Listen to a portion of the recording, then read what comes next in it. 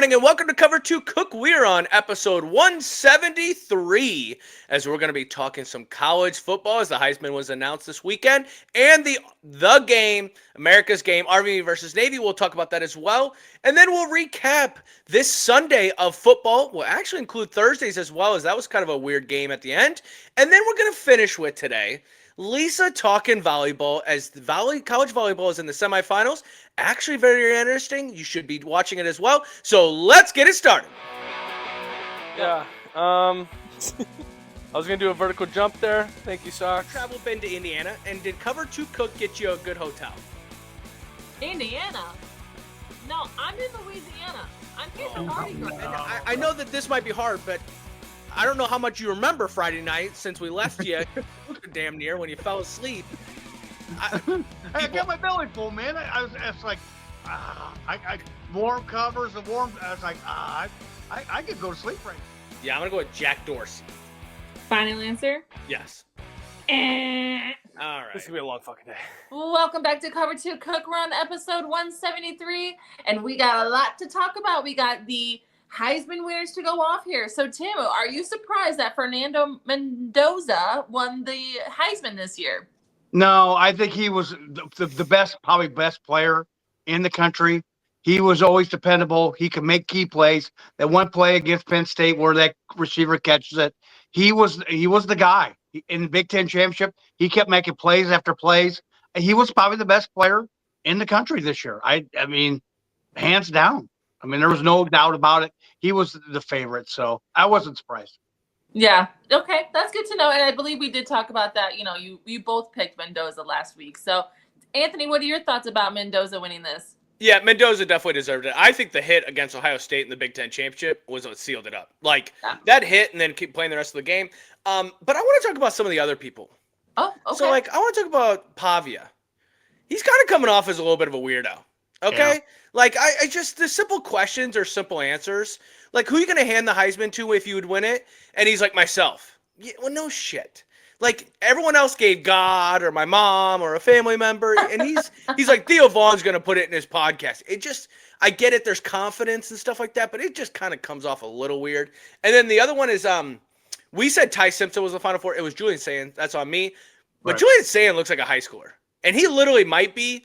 But, he looks so young compared to the other guys. It's like, wait, he plays the same sport as him? He plays it pretty well. But that was my takeaway. Mendoza, we thought for sure would win. I did not realize that everyone else was saying, outside of the Final Four is somebody else. Yeah. Well, I was like, Ty Simpson, and I'm like, he ain't up there. Anthony, one last thing before we get out of this. They interviewed Jeremiah Love on I think it was Saturday, Sports Center AM, and they asked him, are you looking to go into the draft? And the look on his face and the expression that he told them, he was really torn up about it. He didn't, I don't think he wanted to make a decision. He really didn't. He kind of hem-hauled around, but you can tell that he didn't want to talk to him about it whatsoever. He told him, he says, well, I'll make my decision sometime next week, but I'm leaning towards going to the NFL. But there was a pause after the guy, I don't remember which one it was, asked him, and there was like a 10, 15-second pause. I don't know if I really want to. I mean, I think he was kind of emotional when he was trying to talk to him about it. Yeah, and I think, it's, as a Notre Dame fan, please go to the NFL. I want to see you play on Sundays. I do too. Don't get me wrong. Would I love another year with him and Carr and all them? Yes. But, it's NFL time for him. He's going to be a stud in the NFL. But, he said most likely. That was his answer. Was there was a pause and then, most likely. And it was just everyone sitting there grasping. I wonder if there's anything to do with if Freeman wouldn't be back, he would go. So that's just another thing. I hate that there's coaching positions open because it just makes me nervous with Freeman out there. Or does he go to the Giants and then well, he probably won't get drafted to the Giants. Love wouldn't. So okay. Because they got Cam and he'll be back eventually. That's true. Okay. Well, let's talk over to America's game, Army versus Navy. Anthony, give me the recap of this game. Yep. So jerseys, awesome. just so sweet. The helmets look great. I actually loved also the messages from the family members or the servicemen and women that would be like in between the commercials, beat Navy, beat Army. That's what this is about. I did actually hear someone give a take that this is the only game that should not actually be gambled on. Nobody should be able to gamble in this game. They should just respect the game for what it is. I think you're going to get more viewership with a little bit of gambling, but Army's defense stepped up in this game, but just ran out of gas. Army was up 13-7 at half, and Horvat for Navy was actually struggling. Second half was just a tale of two different halves. As Navy would take over, Horvat throws a touchdown pass with 5 minutes to go to take the lead 17-16. This was kind of a sloppy game, but exciting game at the same time. There was a play where Navy's got the ball. They hike the ball. It's a play action, and it's like the Army guy came out of a bullet, or it was a bullet out of a gun, and just hits the fullback, goes through him, hits the running back, and tackles the quarterback at the same time. It was like, wait, did J.J. Watt just sign back up? Did Max Crosby just play for this? It was kind of sloppy, but at the same time, it's a great game, great standalone game, and going into the night when it gets dark there, it was just a good game. But good win by Navy. Yeah, good. I mean, either way, a good wholesome win. Like, Yes. it's a miracle winning regardless, right? So it feels good. Tim, what did you think about this game? I think for Army, too many field goals. Yeah. You had them pinned. There was a one turnover they had, and the kid caught the ball and then put his knee down because he ran it back for I think that's the key right there. If he runs that back for a touchdown, I don't think Navy's in this game because now they get the ball at the 30. They don't do anything with it, and then they end up kicking field goals. Too many field goals from Army. I think they were the best team in the first half. Second half, they just kind of I don't know if they didn't stop playing, but they just, like you said, I did just think they just couldn't get any momentum going. And that with them catching that ball and kneeing and then end up with a field goal instead of a touchdown, I think that was the key. For Navy, Horvath made the plays when he needed to make it. That one to Heinrichsen with 5 minutes ago that took the lead, he just kept trucking. It just seemed like in that game, he just kept moving. If you keep me in the guys, I think I can get you over the top. Navy's defense was easily good in the second half. They shut down and I think why you think that it was sloppy is because we're used to. I mean, the Army kid I think threw 6 or 7 times, and Horvat didn't throw, but maybe that many times too. That's a slow first quarter for most teams. I think when you get these running options and the running back running the ball a lot, I think it just bogs down. I think the offense is bogged down, and I think that's just the way it is. I thought it was a very fast game. The first half, I think, was over an hour and a half. So, but yeah, it's too bad that Army did lose. I think if they don't kick field goals and they punch one of them in, I think they beat them. Yeah, I just meant sloppy because of penalties. I just felt like there was too many penalties on the Army side, and there just felt like there was plays that should have been like big tackles. But also at the same time, when we say, well, you can't put this up against any other college team, well, yes, you can. Because Navy only lost 2 games this year. I mean, they win the conference, they're into the playoffs. Like like these teams are not just throwaway games anymore. Army had a great season last year. Navy had a good season this year. So, and they're competing. So, I just thought it was a little sloppy I think there was a lot of energy. A lot of unused energy, and then false starts and offsides and stuff like that happen. Yeah. Well, I remember last episode you guys were talking about how when Army was good last year and Navy took this out of them, the first half was definitely looking like that. When Anthony was telling me the score, I was like, oh, shoot. Like, are we going to see it? And then Navy turned it around and got back into it. For sure. Awesome. All right. Well, let's move over and talk about how our fantasy's doing. We are full in Sunday football here. We got the night games to go. Tim, how is it looking for you? Well, in our league, that really doesn't matter with us, but I'm down 4, and he's got Dak Prescott and CeeDee Lamb to play. Yeah. I'm down 4. So, yeah, it didn't – some of my key – I mean, the Higgins is out. Drake May had 20 points. He was lighting it up in the first half, but didn't do anything the second half. And, yeah, my players I'm just glad it's over because my team is hurt and just – out of luck. Yeah. Yeah, it's time for it to be over for me. Well, Anthony, in your league, you have a play-in game here, correct? So, how is this looking for you? So we played 2 more games, right? So because I'm in the losers bracket, that's how we find out our biggest loser. So I was projected to finish the day with 145 points. Didn't play Bo Nix, didn't play Cortland Sutton. Could have had those in; those would have been bigger points for me. But the person I'm playing is projected 171. It's absolutely so frustrating. Like, this will be 9 in a row. I have still CD Lamb, so in case he puts up a 45-point game. But this would be 9 in a row, where next week would be for the biggest loser. I think the biggest thing we have to remember is to comment what the punishment's going to be, because my league does not punish, but I want to punish myself because this is historical on how many losses to literally the best person each week. Like, I feel like if I'm in the Truman Show, whoever's running the operator right now, settle down. This stuff is crazy. So yeah, gonna hopefully get a win next week, and I'm all redeemed. I'm not the biggest loser, but yeah, I don't think so. Wow, that's It's tough. it's time to break this streak. You can't end this season with a loss like that. I'll be honest with you, I'm questioning fantasy next year. I really am. Like, this luck is crazy. Like, I don't even know if I want to put $50 in for this. Well, and we talked offline. You said you were going to have 145. I said, what's the other person going to have? Yeah. You said like 160, 170. I'm like, yeah. I said that's just the way it is this year. You just can't buy a win. I mean, you just can't. You just can't buy one. No. You can fall into one. Yeah. He's overthinking it sometimes, and then when you think you're going to have a high-performing player, they aren't. Yeah, for sure.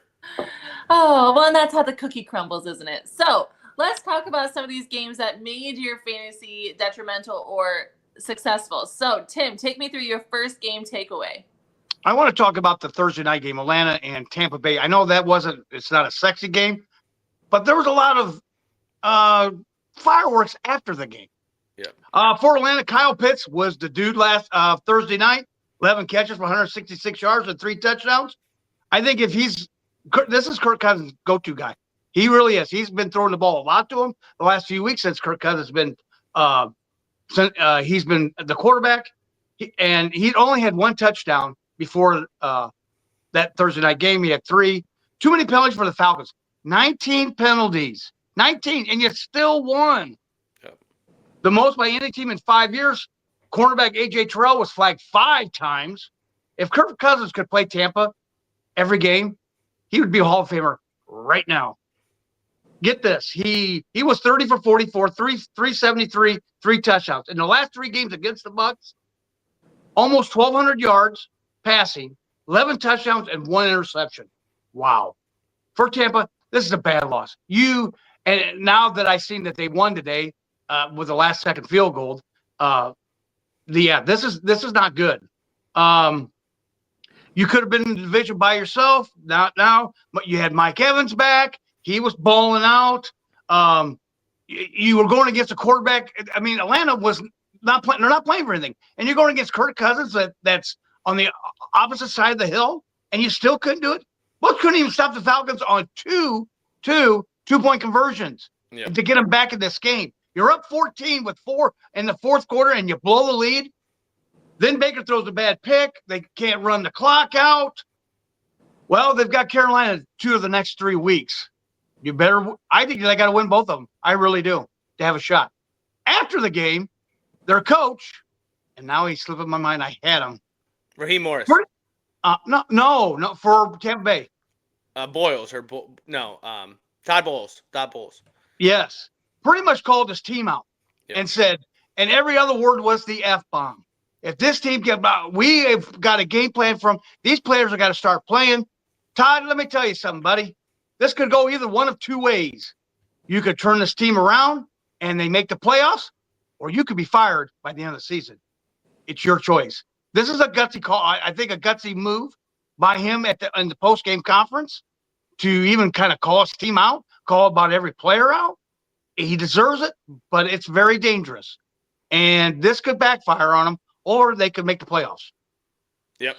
Yeah, well, I definitely saw that Kyle Pitts had a tremendous game. But, even when you're talking to athletes like that, it could go one of 2 ways. You can get a good reaction out of that or poor reaction. So we will have to see. Anthony, what did you think about this game? Yeah, I laughed Friday morning seeing how many people left Kyle Pitts on their bench for fantasy with 45 points, I think he had, or 47 points or some crap like that. I definitely agree. This was a game that Tampa Bay should have won. Chris Evans obviously was frustrated at the end of the game. Mike Evans, yeah. Chris Evans is. Yeah. Mike Evans was throwing his helmet and things like that. I didn't think he was coming back. I didn't realize he was like that close to being back. So when I heard he was playing this game, I was like, holy cow. I definitely agree with after the game because here's the way I look at it. If they don't go to the playoffs, he's probably getting fired. Yeah. This was when they were winning and they were in the top 5 for power rankings and everything was going great, even with all the injuries. And now you got everyone back and you lose to Atlanta on a Thursday night. Like, I feel like this is his last ditch effort of saying, wake up. Like, and I agree with what he's saying. All of his statement is perfect. Yep. The game plan was perfect for them. Baker throwing a bad pass. Like, we talked about how great he was at final end games. This was not that game for him. Mike Evans, I did it again. Mike Evans had, 6 catches for 100 and some yards? Like, everyone played their part. You just didn't come up winning. I will agree, though, Kirk Cousins, this is a great win, but that's the roller coaster of Kirk Cousins. He'll throw you a random Thursday night game where it's really good, and then next Sunday he'll throw 7 interceptions. But, but good win for Atlanta because it, just beats it's the NFC South, NFC South is reminding me of the ACC right now. They're just beating up on each other. And the teams that should win are not winning. Well, too, and I love the uniforms. I text you on Thursday night. I love the old style uniforms. Yeah. The Dream Circle of Tampa Bay, even the black and red of Atlanta. That just reminds me of back in the 80s and 90s when they played. That was even the touchdown errors were the Dream Circle colors. I love that. I love that color. That's probably one of my top 5 NFL colors. Denver's always my number 1, but that is one of the top 5 in the NFL history. For sure. Yeah, no, for sure. All right, Tim, we'll take us into your second takeaway. Oh, we're going to talk about this team right here. I'm telling you right now, friends and fans, if they can be the number 1 seed and everything goes through Denver, I see them going to the Super Bowl. I really do. That defense didn't really play great today. They were but Green Bay is a very good team. A very good team. They were 5 for 5. They had the ball 5 times and scored 5 times. That defense had given up a lot. But when it time to come in the fourth quarter, and that defense had to get on the field and stop them on 4th down, 4 or 3 consecutive possessions on 4th down, and they stopped them every time. I'm telling you right now, and Bo Nix, awesome today. He was throwing the ball. There was some in the 3rd and 4th quarter. It's like, oh, he made me nervous. But he did awesome. I think this team did awesome. They rebounded. They were down 9 in the 3rd. And I'm like, I just don't know. And I think that interception by Surtain turned the game totally. Because then they got the ball right then and there. They scored. Then they got another interception. They scored again. And then, they got up. And then they kicked another field goal, Green Bay did. And then Denver got up by 8. I didn't like the play calling at the end with the 2 4th downs. That could have came back and bite you in the ass because that defense had to be tired because they were on the field quite a bit. But it's a great win. If my neighbors probably did hear me, they did hear me. If they didn't, I should be shocked. But this is a great win. Now they're 1 game up for the number 1 seed. So really they're 2 games up because they have the tiebreaker with New England. I'm telling you right now, if you're not a believer, you should be. Especially after New England lost today. Yeah. They were up big against Buffalo, and Buffalo just came around. That's the team that scares me out of the AFC right now because they're playing when they're supposed to be playing. Well, we heard from a very passionate Denver fan, a diehard fan. Now, Anthony, tell me your takeaway. I feel like maybe we can level this out a little bit. No, I am on the side of I'm on the side of Denver on this one. You kept saying that they need to play a full 60 minutes. Well, they didn't do that today. No. But you also said that there's going to be a game where your defense isn't going to be as defiant as they've been in the past games, and your offense is going to have to step up. Well, welcome to December 14th, because that's exactly what happened today. That defense struggled in the beginning, and then that offense came, and they just kept playing with them. Now, for Green Bay, this is a bad one. Christian Watson at one point was hurt. I'm not sure if he's what that injury is. Micah Parsons got hurt in this game. I don't know what that one. He was grabbing his knee. There's a lot of big injuries in this game that will hurt the Packers if it's a long-term situation. And with the Bears winning today, Packers losing, it was a good workout. I will say we're going to talk about the Chiefs and Chargers a little bit later, but the Chiefs are trying to spoil the Chargers, and the Chargers win that. If Chargers win and Denver loses, they're right there again. And this is where I put them out of the top 5. I put them in my top 3 now.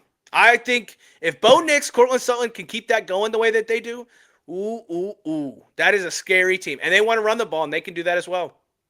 Okay, wow. 2 great reviews from Denver. Well, and those 2 injuries are key because now they're kind of coming off, be going into a short week because they got to play Saturday night in Chicago. I had a Bears fan come and go, yeah, now that those, because it didn't look good for it because he stepped wrong. Parsons did, and that didn't look good.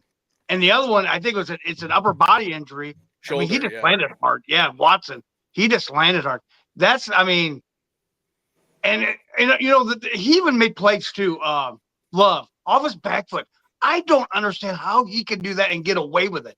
But at the end, in that fourth quarter, they clamped down on that defense, clamped down on him, and I think they still had 4 sacks, and that might be just in the fourth quarter because they didn't have a sack until the third quarter. Yeah, and they finally stepped up. In that second half, they stepped up big time, both offense and defense. And they had to because they were going up and down the field.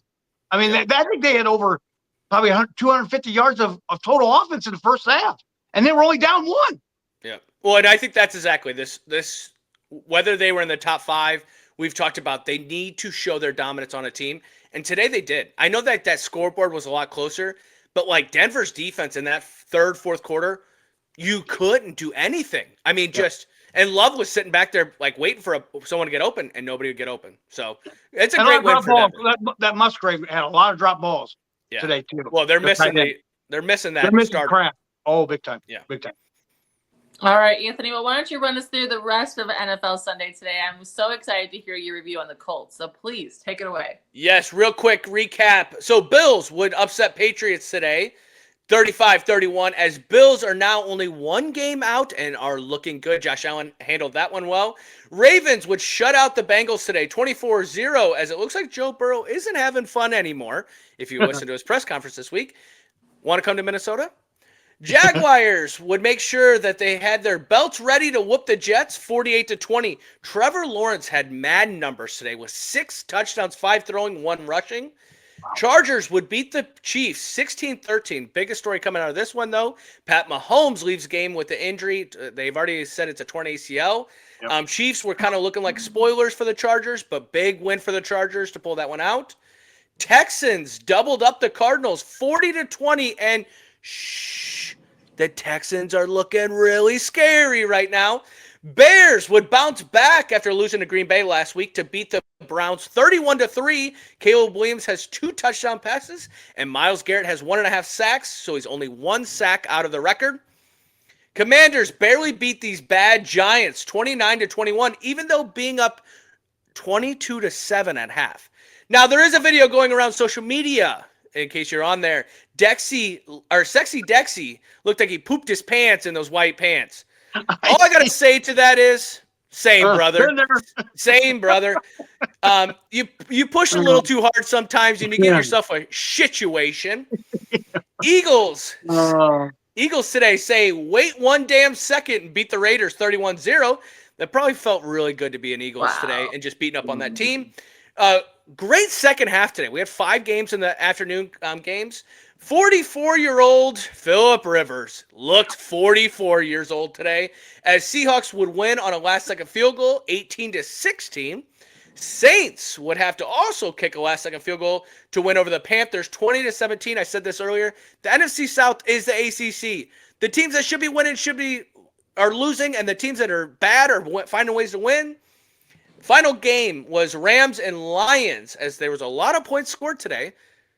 But the Rams would end up scoring more. They won 41-34. I will say Puka got hurt at one point. Devontae Adams got hurt at one point. And Matt Stafford did not miss a beat. That's a great team. Vikings play tonight, Cowboys against the Cowboys for Sunday Night Football. And then Monday night, we have the Steelers versus Dolphins for Monday Night Football. Holy cannoli. A lot happened today. Yes. And a situation? Thank you. A situation. Thank you. He charted. Yeah. What do you mean he charted? Well, I farted a little poop game. If you ever seen Long Game Polly, you've got to watch it because Philip Thomas, I can't think of his name, Philip Thomas Huffman, or I can't remember, Seymour, says that. And I can't think of the other guy goes, oh my God, are you kidding me? God, it's hilarious. And I'll say this too. You get one every 5 years. You get Oh, yeah. one where you get to poop yourself, and then you get to a certain age, and it's every year. You're allowed to poop yourself every year. I will say, white pants, brown stain right there. Could have been the field, but right. that looked like we didn't wipe a little. We got to wipe a Right little bit where more. that was at, yeah, not so much. I Yeah, hope he's not the snapper. Well, no. I feel bad for the people that got to clean them. Yeah. I mean, and let's be honest, they don't have bathrooms on the sidelines, people. So there might be pee and poop and all that. It's gross. Blood, it's gross. Yep. All right, Tim. Well, what was one takeaway from the list that Anthony said that you want to talk about? I'll say two small ones. The Patrick Mahomes ACL, that sucks. That really sucks.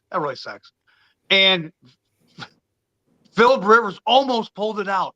Yeah. I mean, his kicker kicked a 61-yarder to take the lead, and then this new kickoff. I think a lot of this new kickoff rule makes a big difference when the teams get the ball back, because then that Myers from Seattle kicks one from 58 or 50, I can't remember, for the win. It's just like, oh my God. And they were talking about it during the Denver Green Bay game. And they go, oh my God. And Romo goes, yeah, he kicked it for the win. I'm like, you know, but the viewership went to the other game. But yeah, it was. Yeah, I thought he was going to pull it off. I really did. I said it. What did I say? This is one of your key games. I think Phillip can pull it out, and I thought I was going to win. Yeah, well, I'll say this too. Sam Darnold did not look good today. Sam Darnold, like, if this is how we're going to see Sam Darnold going forward, I also saw a lot of JSN drop balls today. They can't have that either. But, yeah, great weekend of great Sunday of football. Yeah, most definitely. And hopefully Tim did well on his bets. How did we do this week? Well, here's the deal. I would have went 4-0, but for the second week this year, I had the team that I predicted to win, getting the points, and we're up 21-0. Thank you, New England. Thank you, Dave Portnoy. I just seen on social media, I think it was Facebook, this team is the greatest team of all time, blah, blah, blah, blah, blah. That's when they were up 21-0. I haven't seen anything since then on Facebook or anything else. So I wonder how he's feeling right now. But I went 3-1. I did have the Army getting a 6. Denver, the 2.5. Yep. The Bears, that's 7.5 scared me. But after I watched the game, I'm like, yeah, sure, Sanders isn't very good. And then the New England was up 21-0, ended up losing 35-31. Yeah, 3-1. Cannot get to 4-0. I just can't get there. Not bad though. I will take that. 3-0 and going 1-0 on Saturday, leading you into a Sunday, makes it feel like a good day as well too. Oh yeah. All right, I'm actually going to take over real quick because there is something that we also have to talk about as well. We're going to go to a new segment, Lisa Talking Volleyball. As we know, Lisa was a college volleyball player. And we have the quarterfinals, the madness, right here at the end for college volleyball. So, Lisa, what did we watch this weekend for college volleyball? Yeah, so we're watching the Women's Division I volleyball tournament. And yes, we are almost completed with our Final Four. Last night we watched Purdue and Pitt play, and that was a pretty intense game. They took 4, and Pittsburgh came on top, and they were the 1 seed in their division. And then today we watched the Texas A&M and Nebraska has been just the number 1 in the nation, just dominating. And they lost a set of 5 to Texas A&M. It was a very close game, very intense. Like, Texas A&M went up on the first 2 sets, and then Nebraska had to claw their way back to make it to the 5th set. So I know Anthony's not the biggest volleyball fan, but he was hooting and hollering in that game. And then on the other side of the bracket, we had Kentucky versus Creighton. Kentucky took that one. And then tonight, there is Wisconsin and Texas going against each other. So that'll be another really good game to watch. Definitely. And we'll definitely turn that on with the Sunday Night Football, because I will tell you, if those games are like that Nebraska game, that was crazy. Like, that was back-to-back. I think they had, 10 where they could have won. I don't know what that's called, but, they were up 1. They had to win by 2. 10 times where we call it shot serves. But, wow. And I say we because I'm the one drinking on the sidelines while they're playing volleyball. One thing I wanted to say about these, though. Great atmosphere. You could hear the crowd. But the camera angles have to be better. It reminds me of retro college basketball, where you only get that one camera angle up and that high, and it shows the whole court. No, come on.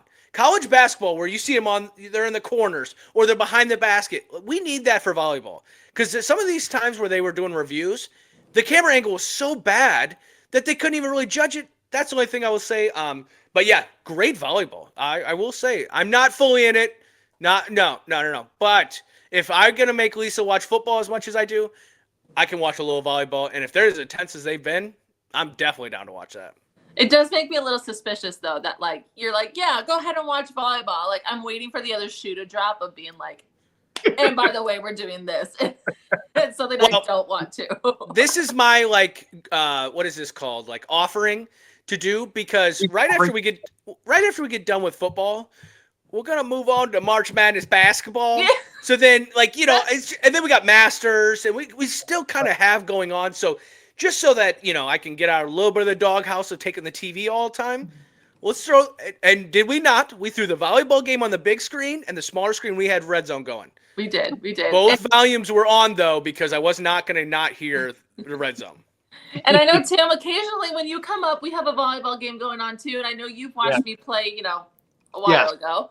Yes. But you're familiar with volleyball. But you know these teams. They're pretty good teams. Yes, and one of the players for Texas, Marcus Spears, which if you watch NFL Live, his daughter plays on that. And he was they were filming him on the sideline, I think, in one of the games, I think this week or last week. Mm-hmm. And you could tell that he's a fan, one, and his daughter's out there playing, because that's a dad out there watching his daughter play and rooting and hollering, getting the crowd going. I mean, he was, you know, just getting his hands up, let's go, and just root. I mean, you could just tell. I mean, he is really into it, and that's really awesome, I think. So I would like to see Texas go a little farther. I don't know if they will, but that would have been awesome. But it sounds like to me the Big Ten is pretty loaded in women's volleyball. Oh yeah, loaded. I mean, you've got Penn State, Nebraska. You've got other teams in there that are really good, and they're playing for a national championship just about every year, or right there. Yes. Well, and that's the problem is with Nebraska and Purdue losing, the Big Ten's kind of dwindling with what's left. I will say though, Wisconsin against Texas tonight might be a close one. Like that one, because we actually hear about Wisconsin volleyball around here. Yeah, most definitely. Right. All right. Well, that is episode. Hey, Anthony, before you go, I want to give a shout out to Illinois State. Big win against UC Davis. They are now into the semifinals, which they played Villanova. You would think that's a basketball school. It is not. It is a football school as well. They play at Villanova next Saturday, and it's going to be on ESPN too. I think it's 6:30. So if you got a chance to watch it, because they are very good. They beat UC Davis pretty handily Saturday. Well, they beat was it North Dakota State the week before. Right. That was their hardest game, probably. Right.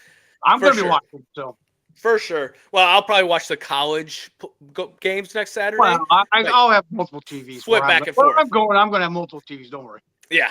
All right. Well, that is episode 173 as we talked about the Heisman and college football.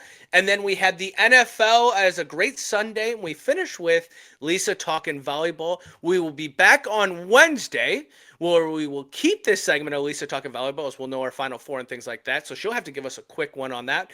We will also start talking about the power rankings and things like that for NFL as college football. We're moving closer to that Saturday of playoffs, seeing if Miami's actually for real or if they're all just talk, things like that. If you like what we do, follow us on Instagram, TikTok, YouTube, and all those. Have a great start to your week, and we will talk to you on Wednesday.